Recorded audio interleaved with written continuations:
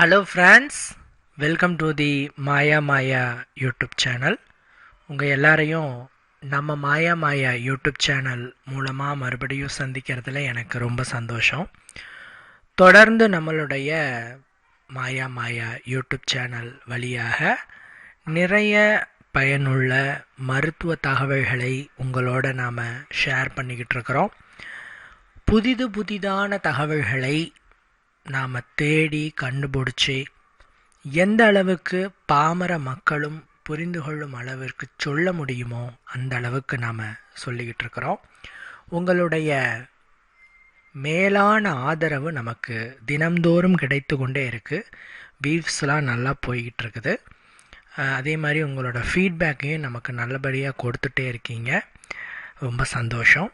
ஏன்னா நம்ம ஒரு வீடியோ க்ரியேட் பண்ணி அதை போஸ்ட் பண்ணி நாம் அதை பார்க்கும் பொழுது மக்களுடைய வரவேற்பு எப்படி இருக்கணும் அப்படிங்கிறது ரொம்ப முக்கியம். ஒரு நல்ல முறையில் இருந்தது அப்படின்னு சொன்னால் நம்ம தொடர்ச்சியாக சேவை செய்வதற்கு அது ஒரு உந்துதலாக இருக்கும். ஒருவேளை அது நெகட்டிவாக இருக்கிற பட்சத்தில் நம்மளால் அதை கண்டினியூ பண்ண முடியாது. ஆனால் நான் எதிர்பார்த்ததை விட அதிகமான அளவுக்கு தான் மக்களுடைய சப்போர்ட் இருந்துகிட்டு இருக்கு. ஏன்னா திரும்ப மக்கள் கேட்குறாங்க, எங்களுக்கு இல்லறத்தில் ஏற்பட்ட சந்தேகங்களுக்கு உண்டான பதில்கள் உங்கள் சேனல் மூலமாக மட்டும்தான் தெரிகிறது. வேறு நாங்கள் யார்கிட்ட போய் இதை கேட்க முடியும்? இதை ஓப்பனாக கேட்டு தெளிவு பண்ணக்கூடிய சொசைட்டியில் நாம் இல்லை. ஸோ அப்படி இருக்கும்போது இதை யாருக்கிட்ட போய் கேட்டு தெளிவாகிறதுங்கிற ஒரு குழப்பத்தில் இருக்கிறவங்களுக்கு நம்ம சேனல் தான் முதல்ல கண்ணுக்கு தெரியக்கூடிய விஷயம்.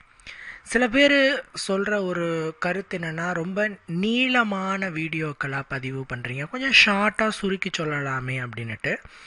ஆக்சுவலாக எல்லாமே உளவியல் சார்ந்த விஷயம். இல்லறம் என்பது மனமோ உடலோ சார்ந்ததல்ல, அது உளவியல் சார்ந்த விஷயம். அது சரியாக இருந்தால் தான் அந்த மனமும் உடலும் இணையும். ஸோ அந்த உளவியல் விஷயத்தை நீங்கள் அரைகுறையாக புரிஞ்சுக்கிட்டிங்கன்னா அது எதை விட ப்ராப்ளம் ஆகிடும்.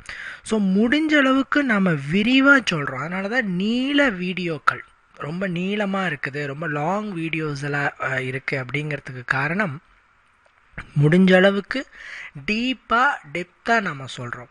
ஸோ கொஞ்சம் நேரத்தை ஒதுக்கி வீடியோக்களை நீங்கள் பார்க்குறச்சு உங்களுக்கு ஒரு நிமிஷம் கூட வீணாகாது. இப்போ நான் இந்த வீடியோவை பார்க்குறேன், இதன் மூலமாக எனக்கு வேஸ்ட் அப்படிங்கிற மாதிரி உங்களுக்கு எதுவுமே இருக்காது. 100% உங்களுக்கு பயனினை அளிக்கக்கூடிய வகையில்தான் வீடியோக்கள் அமையும். சரிங்களா? சரி, இன்னைக்கு இந்த வீடியோவில் நாம் பார்க்கக்கூடியது நிறைய தகவலை பற்றி. அதில் முதல் ஒரு கேள்வியாக ஒரு அன்பர் கேட்டது, தூக்கத்தில் இந்திரிய கசிவு ஏற்படுகிறது, இதற்கு என்ன சொல்யூஷன், இதற்கு என்ன வழி அப்படின்னு கேட்குறாங்க. இந்த தூக்கத்தில் வெளியேறக்கூடிய கம்ப்ளைண்ட் நிறைய ஆண்களுக்கு இருந்துட்டு இருக்கு. சரிங்களா? அதை கடந்து தான் எல்லா ஆண்களுமே வந்திருப்பாங்க. இந்த தூக்கத்தில் வெளியேறும் பிரச்சனை இருக்கக்கூடிய ஆண்கள் தயவு செஞ்சு பயப்பட வேண்டாம். இது ஒரு இயல்பான இயற்கையான விஷயம் என்று நீங்கள் புரிந்து கொள்ள வேண்டும். சரிங்களா? ஏன்னா இப்போது நம்ம சில இடங்களுக்கு போகும்போது துண்டுச்சீட்டு பிரச்சாரம் பண்ணுவாங்க. அதில் அந்த நோட்டீஸை பார்த்தீங்கன்னா, தூக்கத்தில் வெளியேறுகிறதா, உங்களுக்கு பெரிய ப்ராப்ளம் இருக்குது, என்கிட்ட வாங்க சொல்யூஷன் கொடுக்குறோம் அப்படின்னு தான் நிறைய பேர் சொல்லுவாங்க. அது பார்க்கும்போதே சிரிப்பாக இருக்கும். ஏன்னா பிரச்சனை இல்லாத ஒரு விஷயத்தை பிரச்சனையாக்கி அதன் மூலமாக பணம் சம்பாதிக்கிற கூட்டம் அதுங்க. சரிங்களா? இதை நான் ஓப்பனாகவே சொல்கிறேன். இதனால் எதுவும் ப்ராப்ளம் வந்தாலும் பரவாயில்ல, நான் ஓப்பனாகவே சொல்கிறேன். ஏன்னா தூக்கத்தில் வெளியேறுகிறது என்பது ஒரு பிரச்சனை என்பதே கிடையாது. இட்ஸ் வெரி நார்மலான ஒரு விஷயம். இதை உங்களுக்கு எளிமையாக புரியும்படி சொல்லணும்னா, இப்போது தண்ணி டேங்க் இருக்குன்னு வைங்க. அந்த தண்ணி டேங்க்கில் தண்ணி ரொம்ப ரொப்புது அப்படின்னு வச்சுக்கலாம். அப்போ என்ன ஆகும்? தண்ணி வந்து வழிஞ்சி கீழே ஊற்றும். நீங்கள் இப்போ ஒரு படம் பார்த்துட்டு வரீங்க, இல்லது கனவுகளில் ஏதாவது ஒரு உணர்வை தூண்டுற மாதிரியான கனவுகள் வருது. இந்த மாதிரியான சூழ்நிலையில் என்ன ஆகும்னா, உங்களுக்கு தானாக வெளியேறக்கூடிய சூழ்நிலை வரும். தூங்கினாலும், எப்படி நாம் தூங்கினாலும் கனவுகள் வருதோ, உங்களுடைய மனம் தூங்குவதில்லையோ, அதே மாதிரி நீங்கள் தூங்கினாலும் உறுப்புகள் தூங்குறதில்ல, அது வேலை செஞ்சிட்டே தான் இருக்கும். ஸோ நீங்கள் வந்து தூங்கும்போது அது தானாக வெளியேறும். அந்த உணர்வுனால் அது தானாக வெளியேறும். நாம் வந்து அதை தவறாக புரிஞ்சுக்கிறோம். இது மாதிரி வெளியேறுது அப்படின்ட்டு நாம் வந்து அதை ஒரு பெரிய ப்ராப்ளம் ஆக்கி, இதன் மூலமாக பலகீனம் வந்துடுச்சு, எனக்கு பிரச்சனை வந்துடுச்சு அப்படின்ட்டு ரொம்ப பயந்துக்கிறீங்க. சரிங்களா?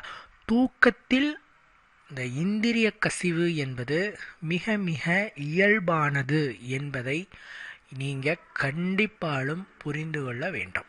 சரிங்களா? இதுக்காக நீங்கள் சிகிச்சைகளை எடுக்கணுங்கிற அவசியம் இல்லை, மருத்துவங்கள் பண்ணணுங்கிற அவசியம் இல்லை. இதுக்கு சொல்யூஷன் இருக்கா அப்படின்னா, இது வந்து பார்த்தீங்கன்னா உங்களுக்கு அதிகப்படியான அந்த ஹார்மோனோட தூண்டுதல் இருக்குது. அதாவது நீங்கள் ரொம்ப துடிப்போடு இருக்கீங்க, ரொம்ப வேகத்தோடு இருக்கீங்க அப்படின்னுட்டு அர்த்தம். ஸோ அது சந்தோஷப்படக்கூடிய ஒரு விஷயமே தவிர நீங்கள் இதில் பயப்படவும் பதட்டப்படவும் தேவையில்லை. ஸோ இதை நீங்கள் பார்க்கலாம். அடுத்தது என்ன அப்படின்னு பார்த்தீங்கன்னா, சில ஆண்கள் வந்து அவங்களுடைய திரவம் ரொம்ப நீர்த்து போய் இருக்குதுங்க, ரொம்ப தண்ணி மாதிரி வருது. இதனால் குழந்தை பிறக்கிறதுல ஏதாவது ப்ராப்ளம் வருமானு கேட்குறாங்க. ஒன்று. ரெண்டாவது, இப்படி நீர்த்து தண்ணி மாதிரி இருக்கிறதுல உயிர் அணுக்கள் வந்து கரெக்டாக இருக்குமா அப்படின்னு கேட்குறாங்க. அதாவது என்ன அவங்களோட மைண்ட் செட் அப்படின்னு பார்த்தீங்கன்னா, கெட்டியாக திடமாக தயிர் மாதிரி இருந்தால் மட்டும்தான் அது ஒரு ஆரோக்கியமான இந்திரியம் அப்படின்னு நினச்சிக்கிறாங்க. ஒருவேளை அது தண்ணி மாதிரி இருந்தது அப்படின்னு சொன்னால், நீர் மாதிரி தண்ணி மாதிரி இருந்ததுன்னு சொன்னால் அது ஆரோக்கியமற்றது, அதுக்குள்ளே வந்து உயிரணுக்கள் தரமற்றதாக இருக்கும்னு இவங்களே கற்பனை பண்ணிக்கிறது. நல்ல ஒரு விஷயத்தை நான் புரிஞ்சுக்கோங்க. ஆண்களுக்கு அவர்களுடைய அந்த இந்திரியத்துக்கு கெட்டித்தன்மையை கொடுக்கக்கூடியது ஒரு விதமான மாவு பொருள். இந்த மாவு பொருள் ப்ரொடியூஸ் ஆகக்கூடிய அந்த எண்ணிக்கை வந்து ஃபஸ்ட்டு டைம் நல்லா ப்ரொடியூஸ் ஆகும், ரெண்டாவது டைம் குறையும், மூணாவது டைம் அதை விட குறையும். சில நேரங்களில் நீர்த்து போய் வரும், சில நேரங்களில் கெட்டியாக வரும். ஸோ அது ப்ரொடியூஸ் ஆகிற டைமிங்கை பொறுத்து அது மாறுபடும். ஸோ கெட்டியாக இருக்கிறதுனால அது தரமானதுன்னு எந்த விதமான ஆய்வுகளும் சொல்லுவது கிடையாது. நீர்த்து போயிருந்தாலும் அங்கே இருக்க வேண்டிய உயிர் அணுக்கள் கரெக்டான அளவில் கரெக்டான ஆரோக்கியத்தோடு இருக்கும். ஸோ நீங்கள் அதை நினைத்து பயப்பட வேண்டாம். சரிங்களா? பயமே கொள்ள வேண்டாம். சரிங்களா? ஏன் நான் இதை இந்த அளவுக்கு உங்களுக்கு நான் விளக்கமாக சொல்கிறேன் அப்படின்னு கேட்டிங்கன்னா, பல பேர் பயந்துக்கிறாங்க. ரொம்ப தண்ணி மாதிரி வருது, ரொம்ப லிக்யூடாக வருது, இதில் எனக்கு ரொம்ப பயமாக இருக்குது அப்படிலாம் சொல்கிறாங்க. சில பேர் சுய பரிசோதனைகளையும் செய்கிறேன் அப்படின்ட்டு செய்கிறாங்க. அது எப்படின்னா, தண்ணியில் ஒரு டம்ளர் தண்ணியில் அவங்களோட இந்திரியத்தை வர்றாங்க. அது வந்து மேலே மிதந்ததுன்னா ஆரோக்கியம் இல்லாதது, கீழே போயிடுச்சு அப்படின்னு சொன்னிச்சுன்னா நல்லா திடமாக ஆரோக்கியமாக இருக்குது அப்படின்ட்டு அவங்களே ஒரு சுய பரிசோதனையும் செஞ்சுக்கிறாங்க. பட் இதெல்லாம் நிரூபணமானதா அப்படின்னு கேட்டால் கண்டிப்பாக நிரூபணம்லாம் இல்லைங்க. ஒரு ஆய்வகத்தில் போயிட்டு நீங்கள் பரிசோதனை செஞ்சு அதன் மூலமாக வேணா நீங்கள் வந்து கண்டுபிடிக்கலாமே தவிர சுய பரிசோதனைங்கிறது 100% பலன் அளிக்காது அப்படிங்கிறத கண்டிப்பாக நீங்கள் தெரிஞ்சுக்கோங்க. ஏன்னா திருமணம் ஆக போகிற ஆண்கள் வந்து ஒரு சின்ன ஒரு லேப் டெஸ்ட்டு அவங்களுக்கு உயிரணுக்கள் எண்ணிக்கை நல்லா இருக்கா, அவங்க ஒரு திடமாக இருக்காங்களா அப்படின்ட்டு ஒரே ஒரு டெஸ்ட் மூலமாக கண்டுபிடிச்சிடலாம். அது ஒன்றும் இன்றைக்கி பெரிய விஷயம் இல்லை. இன்றைக்கி இருக்கிற ஒரு டெக்னாலஜிக்கு, இன்றைக்கி இருக்கிற ஒரு ஒரு ஒரு மிகப்பெரிய ஒரு மாடர்ன் வேர்ல்டில் இதுக்கு ஒன்றும் பெரிய விஷயம் இல்லை. ஸோ நீங்கள் கண்டுபிடிச்சிடலாம். இன்னொன்று, ஆண்களுக்கு இருக்கிற ஒரு வரப்பிரசாதம் என்ன தெரியுமா? ஒரே ஒரு உயிரணு வீரியத்தோடு நல்ல திடமாக நல்ல ஒரு ஆக்டிவாக இருந்தாலே போதும், எங்களுக்கு குழந்தைய உருவாக்கிடலாம். கடவுள் கொஞ்சம் ஓர வெஞ்சனங்க பண்ணிட்டார். பெண்களுக்கு நிறைய காம்ப்ளிகேட்டடான பிரச்சனை இருக்குது. தைராய்டு இருக்குது, சினை முட்டையில் பிரச்சனை இருக்குது, கருமுட்டையில் பிரச்சனை இருக்குது, அதே மாதிரி நீர்க்கட்டி இருக்குது, ஏகப்பட்ட பிரச்சனை இருக்குது. உறிஞ்சு குழாயில் ஏதாவது பிரச்சனை இருந்தாலும் அவர்களுக்கு கருதங்காது. இந்த மாதிரி பெண்களுக்கு கடவுள் நிறைய ஓரவஞ்சனை வச்சுட்டான் இந்த இனப்பெருக்கத்தில். பட் ஆண்களுக்கு அந்த ஓரவஞ்சனை அவன் வைக்கல. ஆண்களுக்கு என்ன, வெறும் இந்திரியம் மட்டும்தான், அதில் உயிரணுக்கள் அவ்வளோதான். அதுவும் இன்னைக்கு இருக்கிற டெக்னாலஜியில் ஒரே ஒரு உயிரணு திடமாக இருந்தது, கரெக்டாக வேகத்தோடு இருந்தது அப்படின்னு சொன்னால் அந்த ஆணுக்கு பார்த்தீங்கன்னா அழகாக ஒரு குழந்தைய உருவாக்கி கொடுத்துடலாம். அந்தளவுக்கு இன்றைக்கி டெக்னாலஜி வளர்ந்துருச்சு. ஸோ ஆண்கள் மலடுங்கிற பிரச்சனையை நினச்சி பயப்பட தேவையில்லை. சேம் அதே தான், பெண்களும் இன்றைக்கி பயப்பட தேவையில்லை. நிறைய டெக்னாலஜி வந்துருச்சு. ஒரு திருமணமாக போகிற ஆண்கள் ஒரு ஒரு செக்கப் பண்ணிக்கிற, ஒரு பயமாக இருந்தால் செக்கப் பண்ணிக்கலாம். யார் பண்ணலாம். இப்போது இது சுய பரிசோதனைங்கிறது அவசியமற்றது. ஒரு ஆய்வகத்தில் போய் பண்ணுறது எல்லாமே செஞ்சுக்கலாம், எல்லாருமே செஞ்சுக்கலாம், தப்பு கிடையாது. ஆனால் இது யார் செய்கிறது நல்லது அப்படின்னு பார்த்தீங்கன்னா, திருமணத்துக்கு முன்னாடி அதிகப்படியான போதை பழக்கம் இருப்பவர்கள் கண்டிப்பாலும் ஒரு சுய பரிசோதனை செஞ்சுக்கிறது ரொம்ப நல்லது. ஏன்னா அதிகப்படியான போதைகளை உட்கொள்ளும் பொழுது, யூஸ் பண்ணும் பொழுது அது இந்த உயிரணுக்களோட எண்ணிக்கையை குறைச்சிருது. ஸோ அவர்கள் ஒரு பரிசோதனை பண்ணிக்கிறது நல்லது. சில பேருக்கு அதிக நாட்கள் மருந்து மாத்திரைகளை எடுத்துகிட்டு இருப்பாங்க உடல் உபாதைகளுக்காக. அதனோட சைடு எஃபெக்ட்னால ஏதாவது குறைவு ஏற்பட்டிருக்கலாம். ஸோ அவங்க செக்கப் பண்ணிக்கிறது நல்லது. சரியாக தங்களுடைய உடலை பராமரிக்காமல் இருக்கிறவங்க, சர்க்கரை, ப்ரெஷர் இதெல்லாம் அன்கண்ட்ரோலபிளாக இருக்கிறவங்கெல்லாம் ஒரு சுய பரிசோதனை எடுத்துக்கிறது நல்லது. மற்றபடி நார்மலான பீப்புள்ஸ், ஒரு நார்மலான ஒரு வயதில் ஒரு 40 வயதுக்குள்ளே இருக்கிற ஒரு ஆண்மகன் நல்லா ஆரோக்கியமாக இருக்கிறார் அப்படிங்கிற பட்சத்தில் தேவையில்லாத ஒன்று சுய பரிசோதனை பண்ணணுங்கிறது அவசியமற்றது. சரிங்களா? ஆய்வக பரிசோதனை பண்ணுறதும் அவசியமற்றது. ஏன்னா நீங்கள் நல்லா தான் இருப்பீங்க, நோ ப்ராப்ளம். ஏன்னா மற்ற எல்லா நோய்களுமே சீக்கிரம் வரும். தலைவலி, காய்ச்சல், கைவலி, கால்வலி, இதய வலி எல்லாமே சீக்கிரம் வரலாம். பட் இந்த நரம்பு தளர்வலையோ பலகீனமோ அவ்வளவு சீக்கிரம் வந்துடாது. அவ்வளவு சீக்கிரம் ஒருவருக்கு வந்திடும் என்று சொல்லிடவே முடியாது. அதெல்லாம் ஒரு லாங் ப்ரொசீஜர். ஏன்னா நம்மக்கிட்ட இளைஞர்கள்லாம் ஓடோடி வருவாங்க. என்ன சொல்லுவாங்கன்னா, சார் எனக்கு நரம்பு தளர்வு வந்துடுச்சு, என்னன்னு கொஞ்சம் பாருங்கள், பயமாக இருக்குது அப்படிம்பாங்க. நான் சொல்லுவேன், உங்களுக்கு நரம்பு தளர்வு வந்துருச்சுன்னு எப்படிங்க சொல்கிறீங்க, என்னங்க ஆச்சு அப்படின்னு. அப்புறம் கை நீட்டனா ஆடுது பாருங்க அப்படிம்பாங்க. எனக்கு சீக்கிரமாக வெளியேறிடுது அப்படின்னு சொல்லுவாங்க. சரியாக ஈடுபட முடியல அப்படின்னு சொல்லுவாங்க. இதனால தான் நான் சொல்கிறேன், எனக்கு நரம்பு தளர்வு வந்துடுச்சு, ஏதாவது மருத்துவம் இருக்கா, வைத்தியம் இருக்கா சொல்லுங்கள் அப்படிம்பாங்க. நம்மளுக்கு சிரிப்பாக வரும், நிஜமாலுமே சிரிப்பாக வரும். இவங்க சுயமாக பேசுகிறாங்களா இல்லை என்ன அப்படின்னே தெரியாத மாதிரி நம்ம யோசிப்போம். ஏன்னா நல்லா புரிஞ்சுக்கோங்க, நரம்புகளினுடைய தளர்வு என்பது ஒரு மனிதனுக்கு கண்டிப்பான ஒரு 50 வயசுக்கு மேலே தான் வரும். அதுவும் அதிகப்படியான போதை வஸ்துகளை உபயோகப்படுத்துகிறவங்களுக்கும் மருந்து மாத்திரைகள் அதுவும் மருத்துவ ஆலோசனை இல்லாமல் மருந்து மாத்திரைகளை தொடர்ச்சியாக யூஸ் பண்ணிக்கிட்டு இருக்கிறவங்களுக்கும் இந்த ப்ரெஷர், சுகர் இதெல்லாம் அன்கண்ட்ரோலபிளாக போயிட்டுருக்கு, அதை சரியாக பராமரிப்பு இல்லைங்கிறவங்களுக்கும் தான் நரம்பு. அவங்களுக்கே 110 பேர்த்துக்கு தான் அது வரும். இருந்த உடனே ஒரு இளைஞனுக்கு நரம்பு தளர்வு வந்துருச்சு பாருங்க அப்படின்னு சொன்னால் அது ஒரு நகைப்புக்குண்டான ஒரு விஷயமே தவிர அதை நினைத்து நீங்கள் யாரும் பயப்பட தேவையில்லை. அவ்வளோ சீக்கிரம்லாம் அது வந்துடாது. சரிங்களா? அதே மாதிரி ஆண்கள் சில பானங்களை உள்ளுக்கு எடுத்துக்கொள்வது ரொம்ப நல்லது. அவங்களுடைய தேகத்துக்கும் அவங்களுடைய உடல் வலிமையும் மென்மேலும் அதிகரிப்பு செய்வதற்கு சில பானங்கள், ஒரு புஷ்டி பானம், இது வந்து தாது புஷ்டி பானம் என்று இதனை நாம் சொல்கிறோம். இந்த பானத்தை வந்து நீங்கள் உள்ளுக்கு எடுத்துக்கொள்கிறதுனால ஏகப்பட்ட நன்மைகள் உண்டு. அது என்னன்னு நான் சொல்கிறேன்.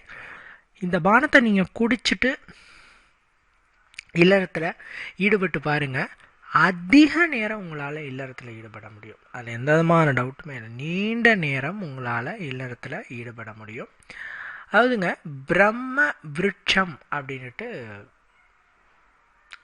ஒரு மரம் இருக்குது. இது என்னங்க பிரம்ம விருட்சங்கிறீங்க? பிரம்ம விருட்சம்னா என்னங்க அப்படின்னு கேட்டால், முருங்கை மரத்தை தான் பிரம்ம விருட்சம் அப்படிங்கிற பெயரால் நாம் அழைக்கிறோம். அதாவது வீடுகளில் கட்டாயம் இருக்க வேண்டிய மரங்களில் ஒன்று இந்த முருங்கை மரம். முருங்கை மரம் கட்டாயம் எல்லாரோட வீடுகளிலும் இருக்க வேண்டும். அப்படி அதில் என்னங்க இருக்குது? முருங்கை மரத்தில் அப்படி என்ன இருக்குது அப்படின்னு கேட்டால், இது பேரே பிரம்ம விருட்சம்னுட்டு.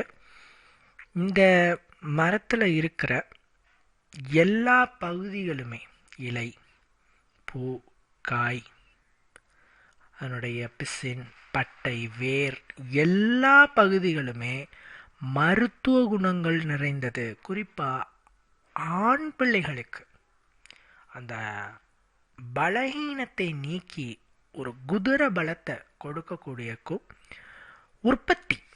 இந்த நம்மளோட வம்சம்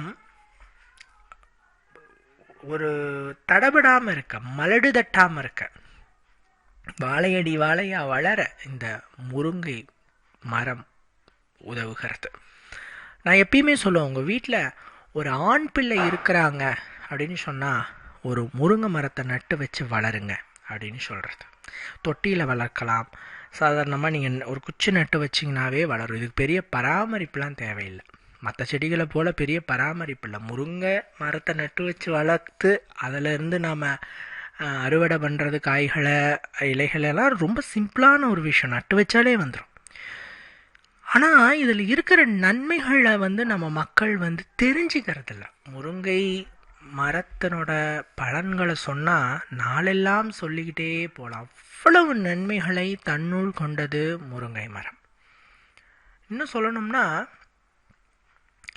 தினமும் முருங்கை மரத்திலிருந்து பெறக்கூடிய ஏதாவது ஒரு பொருளை நம்மளோட உணவில் சேர்த்துக்கணும்.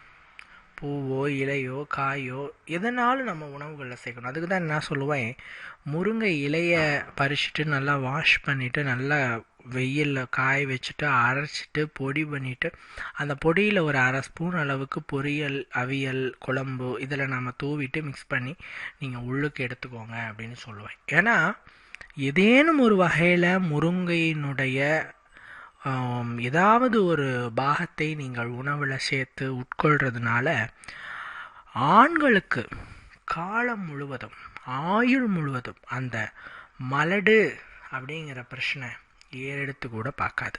உயிரணுக்கள் குறைபாடுங்கிற பிரச்சனை இருக்கவே இருக்காது. எல்லார் வீட்டிலும் ஒரு முருங்கை மரம் வைக்க வேண்டும். ஏன் முருங்கை மரம் நட்டு வைக்க பயப்படுறாங்கன்னா, இந்த குளிர்காலங்களில் எரிப்பூச்சி பிரச்சனை வரும். இதுக்காக தான் இந்த முருங்கை மரத்தை நட்டு வச்சு வளர்க்குறதுக்கு பல பேர் பயந்துக்குவாங்க. பட் இன்னைக்கு பயப்பட தேவையில்லை. பிகாஸ் முருங்கை மரத்தினுடைய அந்த எரிப்பூச்சி பிரச்சனையை தீர்வுக்கு இன்றைக்கி மருந்துகள் வந்துடுச்சு. கடைக்கு நீங்கள் போனீங்கன்னா அழகாக மருந்துகள் கிடைக்கிது. நீங்கள் அதை தெளிச்சு விட்டிங்கனாவே அது வந்து இறந்துடுது. ஸோ நீங்கள் அழகாக யூஸ் பண்ணிக்கலாம். சரிங்களா? ஸோ நான் வந்து எரிப்பூச்சிக்கு பயந்துக்கிட்டு இந்த மரத்தை நான் நட்டு வச்சு வளர்க்க மாட்டேன் அப்படின்னுட்டு தயவு செஞ்சு விட்டுறாதீங்க. முருங்கை மரம் உங்களுடைய வம்சத்தை வாழ வைக்கும் மரம். உங்களுடைய தலைமுறையும் மலடு தட்டாமல். இது வெறும் ஆண்களுக்கு மட்டும்தான் பயன்படும் நினைக்காதீங்க. பெண்களுக்கும் பயன்படும். அவங்களுக்கு ஏற்படுற மாதவிடாய் பிரச்சனை, அவங்களுக்கு ஏற்படுற பர்சனல் ப்ராப்ளம்ஸ், நீர்க்கட்டிகள் பிரச்சனை, தைராய்டு, ரத்த உரம், ஹீமோகுளோபின் லெவல் ரொம்ப லோவாக இருக்குது, இந்த மாதிரி பல பிரச்சனைகளுக்கு முழு தீர்வினை கொடுக்கக்கூடியது இந்த முருங்கை மரம். ஸோ முருங்கை மரத்தை நீங்கள் பல வகையில் பயன்படுத்தி பயனடையணும். குறிப்பாக திருமணம் ஆன இளைஞர்கள் அல்லது திருமணமாக போகிற இளைஞர்கள் என்ன பண்ணலான்னா, நான் சொல்கிறேன் இந்த பானகத்தை தொடர்ச்சியாக ஒரு மண்டலம் 48 நாள், ஒரு லாங் ப்ராசஸ் தான். பட் நீங்கள் குடிச்சிங்க அப்படின்னா நரை திரை மூப்பு மாறும். உங்கள் இந்திரியம் மணி போல கெட்டியாகும், அதாவது கல் மாதிரி கெட்டியாகும். சீக்கிரமாக வெளியேறாது. இந்த ஒரு பானகம் போதும் உங்களுடைய வாழ்க்கை ஃபுல்லாக சும்மா நின்று பேசும் அப்படிங்கிற அளவுக்கு உங்களுக்கு ஒரு திட சக்தியை, ஒரு பலத்தை, குதிரை பலத்தை உங்களுக்கு கொடுக்கக்கூடியது என்ன தெரியுமா? முருங்கை மரத்தில் இருந்து கிடைக்கக்கூடிய முருங்கை பூ. இப்போ நீங்கள் பார்த்துட்ருக்கீங்களே ஸ்க்ரீனில், இதுதான் இந்த முருங்கை பூ. திட்ட லட்சம் தங்க பஸ்ப சத்துக்களை தன்னுள்ளடக்கியது. இந்த தங்க பஸ்ப அதை பற்றி நான் நிறைய சொல்லியிருக்கிறேன். இந்த தங்க பஸ்பம் அப்படிங்கிறது ஆண்களுக்கு என்றும் இளமையை கொடுக்கக்கூடியது. வயோதிகத்தை தடுத்து நிறுத்தி வாலிபத்தை என்றும் அளிக்கக்கூடியதில் இந்த தங்க பஸ்பம் அப்படிங்கிறது முதன்மையானது. இந்த தங்க பஸ்ப சத்துக்களை எந்த அளவுக்கோ அந்த தங்க பஸ்ப சத்து லட்சம் சத்துக்களை தன்னுள் அடக்கிய ஒரு பொருள்தான் இந்த முருங்கை பூ. நல்ல ஒரு டம்ளர் பால் எடுத்துக்கோங்க. அது நீங்கள் கடாயில் ஊற்றிட்டு நல்லா காய்ச்சிக்கோங்க. அதில் நீங்கள் 10-15 எண்ணிக்கையில் முருங்கை பூக்களை போட்டுக்கோங்க. லோ ஃப்ளேமில் நல்லா அந்த பாலை காய்ச்சிங்க. அந்த பாலில் அந்த பூ நல்லா கொதித்து அந்த பூவில் இருக்க அந்த எசன்ஸ் எல்லாமே அந்த பாலில் ஃபுல்லாக இறங்கணும். இப்படி ஃபுல்லாக இறங்கின பிறகு நீங்கள் அந்த பாலை வடிகட்டிக்கோங்க. சீனி தேவைப்பட்டால் போட்டுக்கலாம். சில பேர் சர்க்கரை போடலாமான்னு கேட்பாங்க. நான் நாட்டு சர்க்கரை யூஸ் பண்ணுற, தேன் சேர்க்கறலாம் சொல்லுவாங்க. அவசியமே இல்லை, நீங்கள் ஜீனியே போட்டுக்கலாம். என்ன குறைச்சலாக போட்டுக்கோங்க. இப்போ நீங்கள் ஒரு 4 ஸ்பூன் போடுறீங்கன்னா 1 ஸ்பூன் ஆக்கிக்கோ, அவ்வளோதான். சும்மா ஒரு இதுக்கு. ஏன்னா ராவா மில்க் குடிக்க முடியாது. முருங்கைப்பூ போட்டிங்கன்னா ஒரு மாதிரி கசப்பு தொவுப்பு ஆகியவை தட்டுப்படுங்கிறதுனால லைட்டாக ஒரு ஸ்பூன் அளவுக்கு சுகர் போட்டுட்டு மிக்ஸ் பண்ணிவிட்டு நீங்கள் அந்த பாலை உள்ளுக்கு எடுத்துக்கோங்க. இது எப்போ எடுத்துக்கலான்னா சாப்பிட்டதுக்கு அப்புறம் எடுத்துக்கணும். ஆஃப்டர் ஃபுட் அது எப்போனாலும் சரி, காலையில் மதியானம் இரவு எப்போனாலும் சரி, ஒரு வேளை மட்டும் நீங்கள் எடுத்துக்கோங்க. இப்போ நீங்கள் திருமணம் ஆக போகிற ஆணாக இருந்தீங்க அப்படின்னு சொன்னால் இந்த பூ போட்டு தயாரிக்கப்பட்ட இது பேர் முருங்கை பூ பால் பானகம்னு சொல்லலாம். தாது புஷ்டி பானகம் அப்படின்னு சொல்லலாம். இதை நீங்கள் உள்ளுக்கு அருந்தி விட்டு நீங்கள் உங்களுடைய துணையோடு இல்லறத்தில் ஈடுபடும் பொழுது உங்களுடைய துணையை போதும் போதும் என்ற அளவில் திருப்திப்படுத்துவீங்க, சந்தோஷப்படுத்துவீங்க. அவங்களே என்னங்க சீரிப்பாயும் காளையாக இன்னைக்கு பூந்து விளையாடுறீங்க அப்படிங்கிற அளவுக்கு உங்களுக்கு கமெண்ட் சொல்லுவாங்க. ஒரு பெண் தன்னுடைய கணவனை பார்த்து போதுங்க, போதும், நான் முழு திருப்தி அடைந்தேன் என்று சொல்வதுதான் அந்த ஆணினுடைய அந்த ஒரு வீரியத்தின் அடையாளமாக பார்க்கப்படுகிறது. அதை தான் இன்னைக்கு நிறைய ஆண்கள் விரும்புகிறாங்க. அந்த நிலையை ஒவ்வொரு ஆணும் அடைய வேண்டும், அந்த பலத்தை அடைய வேண்டும். அந்த பலத்தையும் அந்த வீரியத்தையும் இந்த பானகம் உங்களுக்கு கொடுக்கும். இந்த முருங்கை பூ பால் பானகம் அல்லது தாது புஷ்டி பானகம் கொடுக்கும். தொடர்ச்சியாக 48 நாட்கள் குடிக்கிற பட்சத்தில் நரம்புகள் முறுக்கேறி குதிரை பலம் கிடைக்கும், நரைதிரை மூப்பு மாறும். அப்படி பார்க்கும் போதே அப்படி தக தக தக தக தகன்னு ஜொலிப்பீங்க. பார்க்கும் போதே நல்ல ஒரு ஆண்மகன்பா அப்படிங்கிற அளவுக்கு உங்களுக்கு அந்த தேக புஷ்டின்னு சொல்லுவோம். இப்படி புஷ்டியும்போம், தேக புஷ்டி.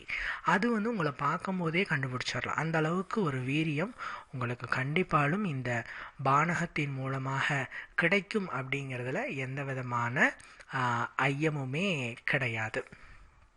சரிங்களா? அதே மாதிரி எப்பயுமே நான் சொல்கிறது என்னென்னா, இந்த இல்லறம் தொடங்கிறதுக்கு முன்னாடி இந்த ஒரு டம்ளர் பசும் பால் குடிச்சிட்டு ஈடுபடுறது அந்த இல்லறத்தில் ஏற்படுற அந்த டயர்ட்னஸ். ஒரு மாதிரி சில பேர் என்ன சொல்லுவாங்கன்னா, இல்லறத்தில் ஈடுபடுறது எங்களுக்கு ரொம்ப மகிழ்ச்சி தாங்க, பட் அதில் என்ன ப்ராப்ளம்னா ஈடுபட்டுட்டோம்னா ஒரு மாதிரி டயர்ட் ஆகிடுது, எங்களுக்கு ஒரு மாதிரி டயர்ட் ஆகிடுது அப்படிங்கிறத ஒரு பெரிய மைனஸ் பாயிண்ட்டாக சொல்கிறாங்க. பிகாஸ் அந்த டயர்ட்னஸ் ஏன் வருது அப்படின்னு கேட்டால், நீங்கள் உடல் வேலை செய்யுதாங்க இல்லையா? ஸோ உடல் வேலை செய்யும்போது கண்டிப்பாக அந்த உடலுக்கு தேவையான எனர்ஜி பற்றாக்குறை ஏற்படும் இல்லைங்களா? ஸோ அதை பேலன்ஸ் பண்ணுறதுக்கு நம்ம ஏதாவது உள்ள ஆகாரம் போடணும் இல்லையா?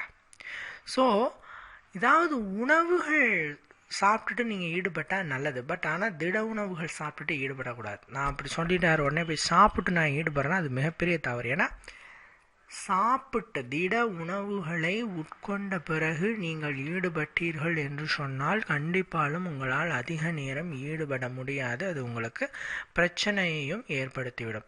ஸோ நீர்ம உணவுகள், ஜூஸாக இருக்கலாம், பாலாக இருக்கலாம், இந்த மாதிரியான நீர்ம உணவுகள் நீங்கள் காலையிலேருந்து மத்தியானம் வரைக்கும் இப்படி பண்ணால் தான் மோர் குடிக்கலாம், இரவில் மோர் குடிக்க வேண்டாம். ஸோ இந்த மாதிரியான பானகங்களை, அதாவது நீர்ம உணவுகளை நீங்கள் சாப்பிட்டு விட்டு அருந்தி விட்டு நீங்கள் ஈடுபடும் போது அதிக நேரம் உங்களால் ஈடுபட முடியும், எந்த விதமான சந்தேகமும் இல்லாதல. சரிங்களா? ஸோ நீங்கள் இதை கண்டிப்பாலும் ட்ரை பண்ணி பாருங்கள். அதே மாதிரி அந்த ஈடுபடக்கூடிய அந்த ஒரு நேரம் அப்படிங்கிறதும் முக்கியம். இரவு நேரத்தில் நீங்கள் ஈடுபடுறீங்க அப்படின்னு சொன்னால் நீங்கள் இருவருமே குளிச்சுட்டு ஈடுபடுறது ரொம்ப முக்கியம். ஏன்னா அந்த குளியல் இல்லாமல் சில பேர் ஈடுபடுவாங்க. அந்த இல்லறம் தொடங்கிறதுக்கு முன்னாடி குளிக்கிறதுங்கிறது உங்களுக்கு இப்போ கேட்டோடனே புதுசாக கூட இருக்கலாம். என்னங்க சொல்கிறீங்க, நாங்கள் இல்லறம் முடிந்த பிறகு தான் குளிப்போம், ஆனால் நீங்கள் இல்லறம் தொடங்கிறதுக்கு முன்னாடியே குளிங்க அப்படின்னு சொல்கிறீங்களே, இது எங்களுக்கு புதுசாக இருக்கே அப்படின்னு கேட்டால், இல்லறம் தொடங்கிறதுக்கு முன்னாடியே குளிக்கிறதுங்கிறது எந்த அளவுக்கு நன்மை அப்படின்னு கேட்டால், ஒரு ஆணினுடைய அதீத வெப்பம் இதன் மூலமாக குறைக்கப்படுது. நான் அடிக்கடி சொல்கிறது தான், ஆணுக்கு அதிக வெப்பம் ஏற்படுகிறது உடலில் அப்படின்னு சொன்னால் அந்த அதீத வெப்பம் சீக்கிரமாக திரவ இந்திரியத்தை வெளியேற்றிவிடும். இப்படி சீக்கிரமாக இந்திரியத்தை வெளியேற்றும் போது அது பெரிய பிரச்சனைகள் ஏற்படும். சீக்கிரம் வெளியேறிடுதுங்கிற கம்ப்ளைண்ட் சொல்கிறாங்க இல்லையா? ஸோ அந்த உடல் ஹீட்டை கண்ட்ரோலபிள் பண்ணுறதுக்கு இந்த ஒரு டெக்னிக் உங்களுக்கு யூஸாக இருக்குது. ஏன்னா குளிச்சிட்டிங்க, அதுவும் வெந்நீரில் குளிக்கிறீங்க நீங்கள், அதுவும் கேட்பாங்க எந்த தண்ணியில் குளிக்கலாம், பச்சை தண்ணியில் குளிக்கலாமா, சுடு தண்ணியில் குளிக்கலாமா அப்படின்னு கேட்பாங்க. நீங்கள் வெந்நீரில் வெது வெதுப்பான தண்ணீரில் நீங்கள் குளித்தீர்கள் என்று சொன்னால் கண்டிப்பாலும் உங்களுக்கு சீக்கிரமாக வெளியேறாது ஆண்களுக்கு. ஒன்று. ரெண்டாவது, பெண்கள் இப்படி குளிச்சுட்டு ஈடுபடும் போது, அதாவது பெண்கள் மீதிருந்து வெளிப்படும் ஒரு விதமான நறுமணம் ஆண்களுக்கு ஒரு உணர்வினை தூண்டும் விஷயமா அமையும். எல்லா உயிரினமேங்க, மனிதன் மட்டுமல்ல, எல்லா உயிரினங்களுமே தன்னுடைய இணையை தேடுறதுங்கிறது அதனுடைய நறுமணத்தை வச்சு தான். நாம் தான் இன்றைக்கி டெக்னாலஜி வைஸ் வளர்ந்துட்டோம். ஸோ என்ன பண்ணுறோம் அப்படின்னு கேட்டால், நம்ம சென்ட் போட்டுக்கிறோம், என்னென்னமோ நம்ம வச்சுக்கிறோம். ஆனால் உடலின் இயற்கையான நறுமணம் ஏற்படும் ஒரு விதமான அந்த ஒரு உணர்வு தூண்டுதல் அப்படிங்கிறது மற்ற இதுலேயும் இருக்கிறதில்ல.